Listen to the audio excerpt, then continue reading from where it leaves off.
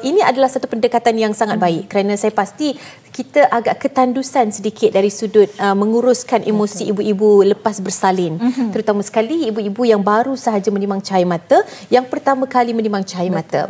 Kita fokuskan kepada definisi, kan? Kerana kita nak berkongsi dengan anda semua, pastinya kita kena bukakan dengan fakta untuk memahami sebenarnya bagaimana untuk kita klasifikasikan situasi itu sebagai situasi kemurungan postpartum. Definisinya dan juga beza dengan baby blues. Betul. Silakan. Okey, so kemurungan postpartum ini adalah satu kondisi atau satu keadaan yang sering menyerang kepada ibu-ibu yang mengandung lah.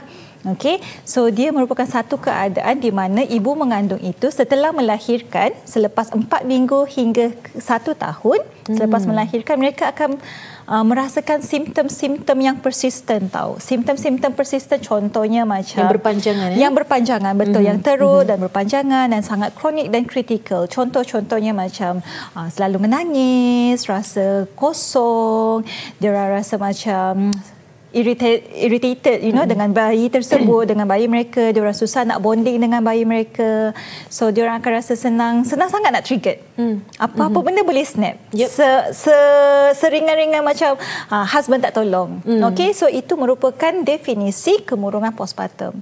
Berbeza dengan baby blues. Baby blues ni selalunya adalah keadaan yang lebih ringan lagi lah. So contohnya simptom-simptom yang ibu itu rasakan lebih ringan. Contohnya dia orang macam susah nak tidur, dia orang rasa macam susah nak berehat, tak cukup rehat, dan dia orang akan rasakan perasaan ini, simptom-simptom ini selepas melahirkan sehingga 2 minggu.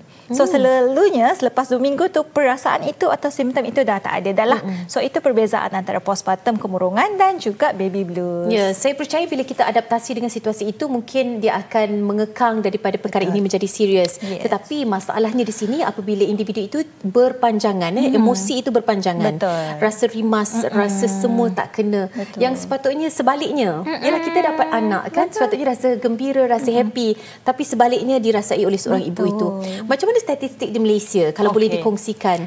Sebab saya percaya dengan penurunan juga kadar mereka yang mempunyai anak baru ini dikongsikan agak mempengaruhi juga kerana mungkin traumanya, mungkin keadaan kemurungan postpartum ini juga. Okey, so menurut berdasarkan satu kajian yang dijalankan oleh National Health and Morbidity Survey pada tahun 2022, so statistik peratusan ataupun prevalence ibu-ibu yang menghadapi kemurungan postpartum ini adalah seramai sebanyak 10.4%. Dianya sebenarnya berkurang berbanding dengan tahun 2016 jika dibandingkan. So tahun 2016 mereka jalankan kajian ini, so terdapat 12.7% ibu-ibu yang mengalami postpartum secara general lah.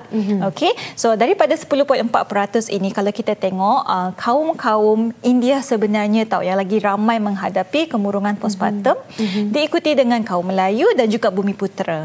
Okey, so dari segi sosioekonominya pula populasi M40 sebenarnya yang lagi banyak mendapatkan kemurungan postpartum ini, diikuti B40 dan juga T20.